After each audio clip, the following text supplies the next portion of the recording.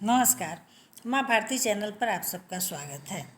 अभी जो निबंध मैं आपके समक्ष लेकर आई हूँ उसका शीर्षक है युवा असंतोष, कारण और समाधान। यानी युवकों में असंतोष क्यों है, इसके क्या कारण हैं और उसका समाधान क्या होगा।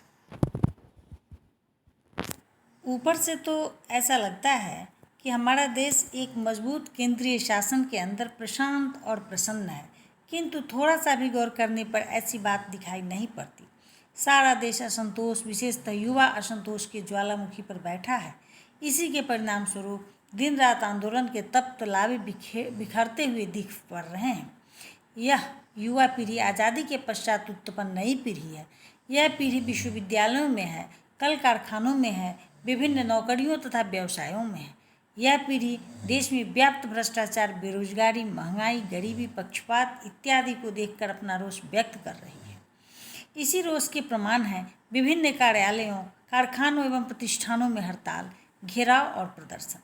इसी रोष के कारण बस जलाए जा रहे हैं, कुलपतियों पर प्रहार किए जा रहे हैं, विश्वविद्यालयों एवं महाविद्यालयों में तालाबंदी की जा रही है, परीक्षाओं का बहिष्कार किया जा रहा है। दिन रात मशाल जुलूस और कफन जुलूस। देश की सुरक्षा शक्ति के साथ युवा शक्ति का कदम कदम पर टकराव, शासन की दमन नीतियों का डटकर विरोध। लगता है देश प्रलयंकर संकट के भीषण तांडव का सारा सरंजाम कर रहा है।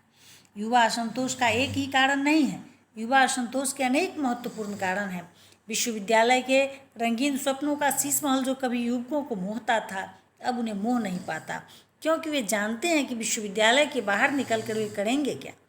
उनके अग्रज उपाधि पत्र को ताबीज बनाए सड़कों पर धूल फाँक रहे हैं, कार्यालयों की खाक छान रहे हैं। कुछ लोगों को पैरवी, पैसा, जाति और गुट के नाम पर भले ही नौकरियां मिल जाए, किंतु अधिकांश लोगों को पैरवी, पैसा, जाति और गुट के नाम पर भले ही नौकरियां मिल जाए, किंतु अधिकांश युवकों का भविष्य अंधकारमय है। अपने भविष्य को अनिश्चय के कुहरे से घिरा पाकर अपने ऊपर बेरोजगारी की नंगी तलवार लटकती देखकर उनका मन प्राण बेचैन हो उठता है।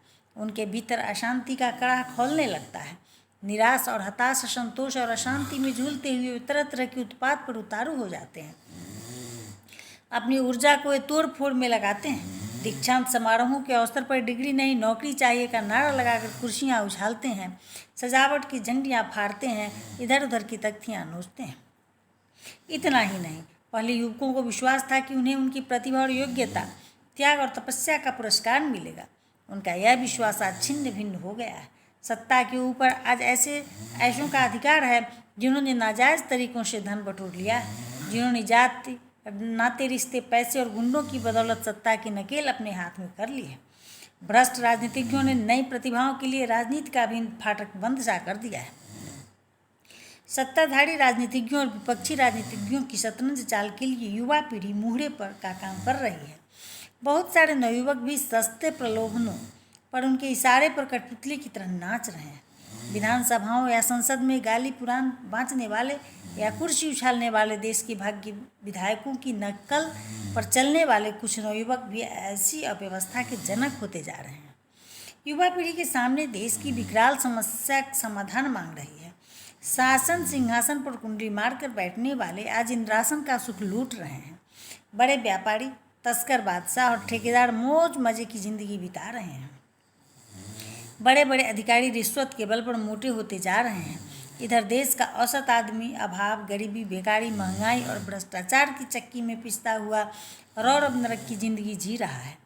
ये युवक अपने घर, अपने समाज, अपने देश की दुर्व्यवस्था देखकर उत्तेजित न हो, यह भी संभव नहीं है। इसलिए असंतोष के कारणों को समाप्त किए बिना देश में शांति स्थायी नहीं हो सकती। अतः शिक्षा की ऐसी व्यवस्था करनी पड़ेगी जिससे कोई बेरोजगार न रहे। समाज में ऊंचे नीच, गरीब अमीर के बीच की खाई पाटनी होगी। देश से गरीबी मिटानी होगी। महंगाई की राक्षसी का वध करना पड़ेगा। मनुष्य की उन्नति और प्रतिष्ठा जाति, पैसे, पैरवी पर नहीं वरन उसकी मेधा पर हो, ऐसी स्वच्छता बरतनी होगी। गणतंत्र को गुणतंत्र पर आधारित करना होगा। युवा शक्ति यदि एटम, नापान और हाइड्रोजन बम का मिलाजुला रूप है तो वह सत्यम शिवम सुंदरम का स्वरूप भी। यदि उसके एक हाथ में कठोर कृपाण है तो दूसरे हाथ में